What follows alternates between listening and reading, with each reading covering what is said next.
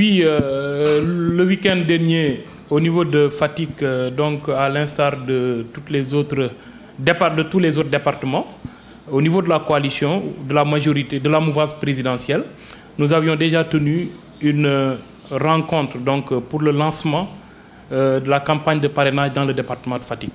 Le même jour, de concert avec donc le maire de la commune de Diakhao, moi je milite donc à Diakhao Sine, nous avons aussi tenu notre lancement donc, de la campagne du parrainage.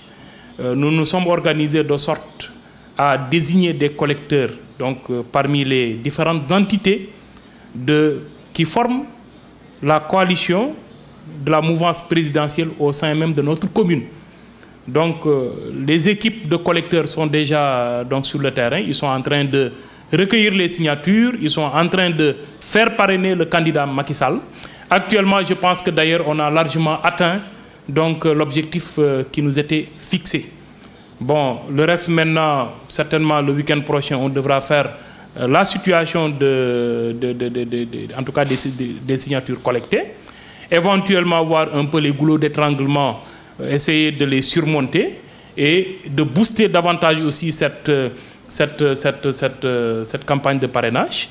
Et là, je dis que la région de Fatick, étant entendu que c'est la région même du président de la République, et particulièrement le département de Fatick, nous ne pouvons pas être en reste. Nous avons un objectif qui nous a été fixé et nous ferons le tout pour que cet objectif-là, que nous puissions l'atteindre et même que nous puissions le dépasser.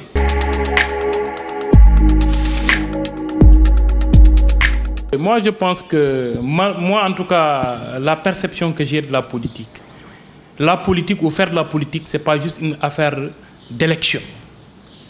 Faire de la politique, c'est des rapports de proximité au quotidien avec les Sénégalais de manière globale.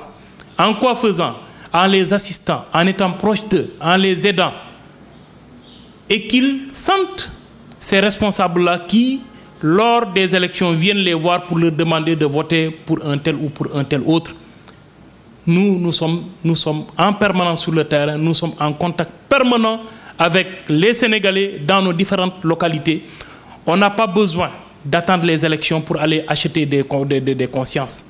Nous sommes dans les cérémonies familiales, nous sommes dans toutes les activités, disons, sociales avec ces populations, en communion avec ces populations-là. Donc il nous est très facile, au moment de ces joutes électorales, au moment donc de la campagne électorale, d'aller vers eux, de les retrouver dans leur maison, parce que nous nous sommes déjà habitués à y aller, et de leur tenir le discours qu'ils puissent comprendre et qu'ils puissent nous permettre donc d'avoir leur signature gratuitement. Je vous dis ici que moi, en tout cas, je n'ai pas vu un sou qu'on ait dépensé par rapport à cette campagne de parrainage. Moi, j'ai recruté pas mal d'enseignants, pas mal d'étudiants. Nous sommes déjà en période de vacances. Actuellement, au niveau de Diakhao et environnant, c'est eux qui marchent. Ils n'ont pas de véhicule, ils ne prennent pas de charrette.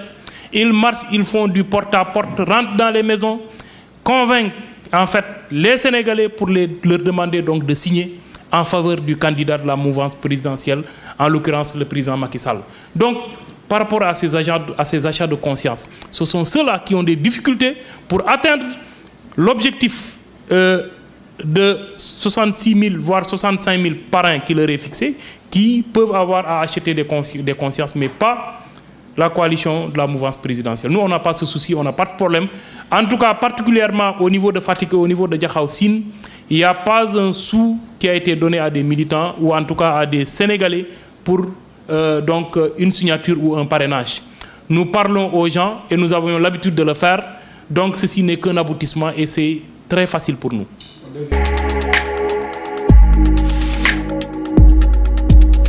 Je dirais que ce sera surtout un appel.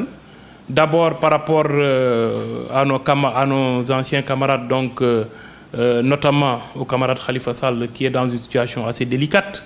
Je souhaite vraiment qu'il soit élargi.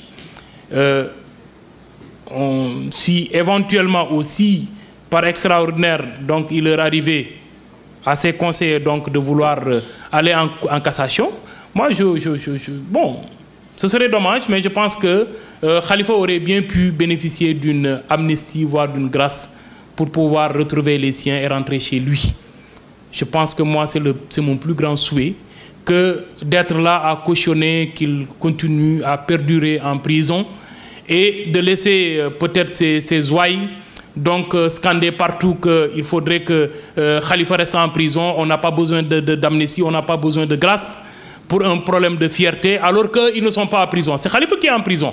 C'est Khalifa qui a besoin de retrouver ses parents. En plus, qu'est-ce qu'ils ont fait pour le faire libérer? Absolument rien du tout, à part parler à travers les médias. Donc je crois qu'il est grand temps, et c'est mon vœu le plus pieux, que vraiment que le président de la République puisse accéder donc à cette requête, permettre à Khalifa de retrouver les siens, que ce soit à travers une amnistie éventuellement, à travers une grâce si toutefois, en tout cas la condamnation, ou en tout cas tous les voies de recours sont épuisées, que cela puisse se faire et qu'il puisse retrouver les siens. C'est mon souhait.